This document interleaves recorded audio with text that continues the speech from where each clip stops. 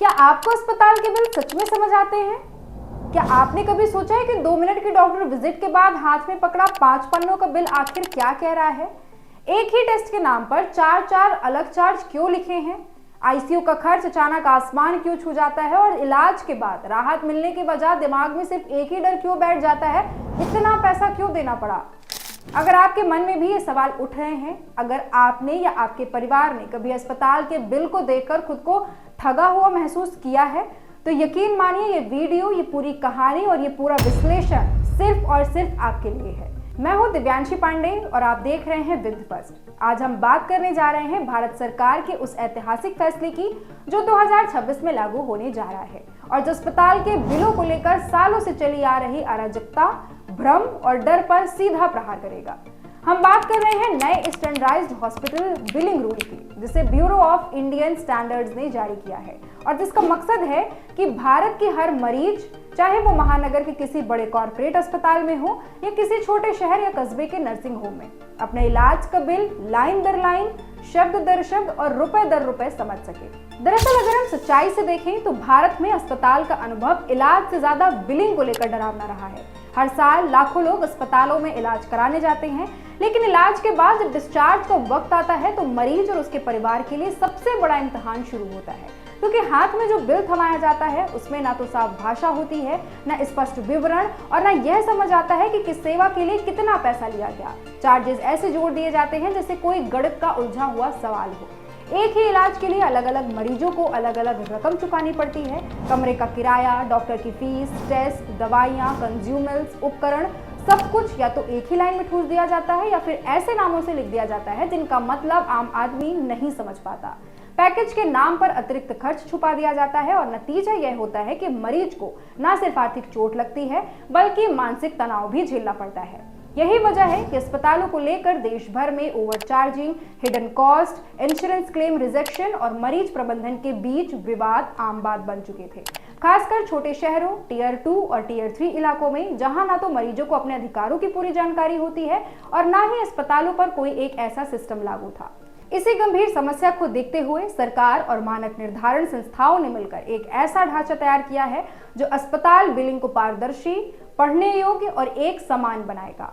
नियम के तहत अब देश के सभी अस्पतालों, नर्सिंग होम्स और डायग्नोस्टिक सेंटर्स को एक स्टैंडर्ड फॉर्मेट में ही बिल देना होगा, जिसमें हर जानकारी स्पष्ट रूप से दर्ज होगी। बिल के ऊपर अस्पताल का नाम, पूरा पता और रजिस्ट्रेशन डिटेल्स होंगी।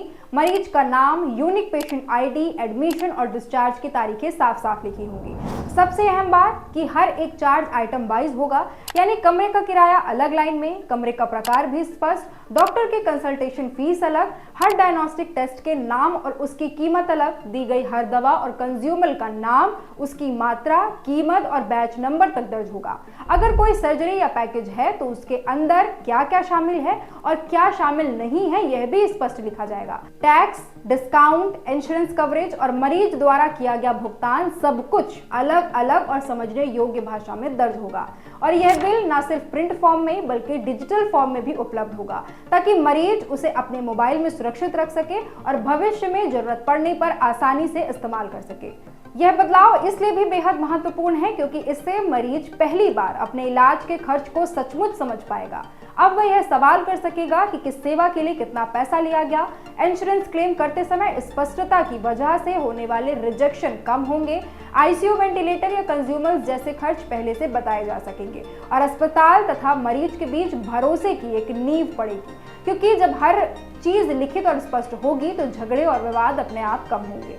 इंश्योरेंस कंपनियों के लिए यह व्यवस्था फायदेमंद होगी क्योंकि उन्हें एक ही तरह के फॉर्मेट में डिटेल्ड बिल मिलेगा, जिससे क्लेम अप्रूवल और सेटलमेंट की प्रक्रिया तेज और आसान हो जाएगी। अगर हम स्थानीय और जमीनी उदाहरणों की बात करें तो हैदराबाद में लोकल सर्कल्स द्वारा किए गए एक सर्वे में यह सामने आया कि 82% लोगों को लगता है कि अस्पतालों में बिलिंग में एक रूपता नहीं है और हर अस्पताल अपनी मर्जी से चार्ज करता है। वहीं चंडीगढ़ के पीजीआई जैसे संस्थानों में यह अनुभव सामने आया कि पुराने हैंड रिटन या सेमी डिजिटल बिल बाद में विवाद की बड़ी वजह बनते थे। इसीलिए कई अस्पताल पहले से फुली डिजिटल और आइटम वाइज बिलिंग की ओर बढ़ रहे हैं। उत्तर और मध्य भारत के कई इलाकों में मरीजों की यह शिकायत आम रही है कि एक ही टेस्ट के लिए अलग अलग बिल देखकर वो भ्रमित हो जाते थे और सवाल करने पर उन्हें संतोषजनक जवाब नहीं मिलता था। लेकिन नए स्टैंडर्ड के लागू होने के बाद ऐसे मामलों में मरीज के पास ठोस सबूत होगा और वास्तविक खर्च साफ दिखाई देगा। आम मरीज के नजरिए से देखें तो इस नए नियम के फायदे बेहद व्यवहारिक हैं। पूरी पारदर्शिता, हर एक रुपए का हिसाब, इंश्योरेंस क्लेम में आसानी, अचानक लगने वाली फीस से मुक्ति, डिजिटल और प्रिंट दोनों रिकॉर्ड और किसी भी विवाद की स्थिति में लिखित प्रमाण। सबसे बड़ी बात यह है कि जब देश भर के अस्पताल एक ही सिस्टम का पालन करेंगे तो इलाज का अनुभव ज्यादा भरोसेमंद और मानवीय बनेगा। हालांकि यह सच है कि चुनौतियां अभी भी मौजूद हैं। कुछ पुराने अस्पतालों को अपने सिस्टम और सॉफ्टवेयर अपग्रेड करने होंगे, स्टाफ को ट्रेनिंग देनी पड़ेगी और कुछ छोटे क्लिनिक अभी भी मैनुअल बिलिंग पर निर्भर रह सकते हैं। लेकिन नीति निर्माताओं का कहना है कि यह बदलाव चरणबद्ध तरीके से लागू होगा और धीरे धीरे इसका दायरा बढ़ेगा। असली समस्या फिलहाल जागरूकता की है, क्योंकि नया स्टैंडर्ड जारी हो चुका है लेकिन बहुत से मरीजों को इसके बारे में जानकारी ही नहीं है। इसीलिए यह जरूरी है कि लोग खुद भी सवाल पूछें, बिल की कॉपी मांगे और यह जानने की कोशिश करें कि क्या उनका बिल IS 1943-2025 के अनुसार बनाया गया है। अगर आप बिल पढ़ना चाहते हैं तो कुछ आसान टिप्स भी याद रखें। हर आइटम को लाइन दर लाइन देखें, कमरे का किराया, डॉक्टर की फीस अलग अलग जांचें, कंज्यूमेबल्स और दवाइयों के नाम व मात्रा देखें, डायग्नोस्टिक टेस्ट की लिस्ट की मिलान करें, इंश्योरेंस कवरेज की स्थिति समझें और किसी भी अस्पष्ट शब्द या चार्ज के बारे में बिना झिझक सवाल करें। सोचिए, काल्पनिक लेकिन बेहद आम स्थिति की XYZ नाम के एक मरीज 3 दिन के इलाज के बाद 1.5 लाख रुपए का बिल लेकर आता है। पहले यह बिल समझ से बाहर होता है, लेकिन नए स्टैंडर्ड्स के तहत साफ लिखा है कि 40,000 रुपए कमरे का किराया, 30,000 रुपए डॉक्टर की फीस, 50,000 रुपए दवाइयों और टेस्ट के और 30,000 रुपए OT चार्जेस। तो न सिर्फ मरीज को संतोष मिलता है बल्कि इंश्योरेंस क्लेम भी जल्दी अप्रूव होता है और विवाद की गुंजाइश खत्म हो जाती है। यही वजह है कि यह बदलाव खासकर मिडिल क्लास और आर्थिक रूप से कमजोर मरीजों के लिए किसी राहत से कम नहीं। अंत में अगर हम इस पूरे बदलाव को समेट कर देखें तो साफ ये है कि standardised hospital billing rule IS 19493-2025 भारतीय स्वास्थ्य व्यवस्था में पारदर्शिता की दिशा में एक बड़ा कदम है, जिसका मकसद है मरीज को उसके इलाज के हर खर्च का साफ साफ ब्यौरा देना, अस्पताल और मरीज के बीच भरोसा बढ़ाना, विवाद कम करना और इंश्योरेंस सिस्टम को ज्यादा सुचारू बनाना। आम शब्दों में कहें तो अब अस्पताल का बिल डराने वाला दस्तावेज नहीं रहेगा, बल्कि एक ऐसी खुली किताब बनेगा जिसमें हर खर्च की कहानी साफ साफ लिखी होगी।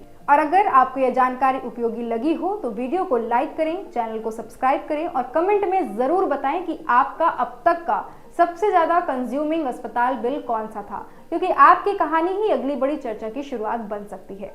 धन्यवाद।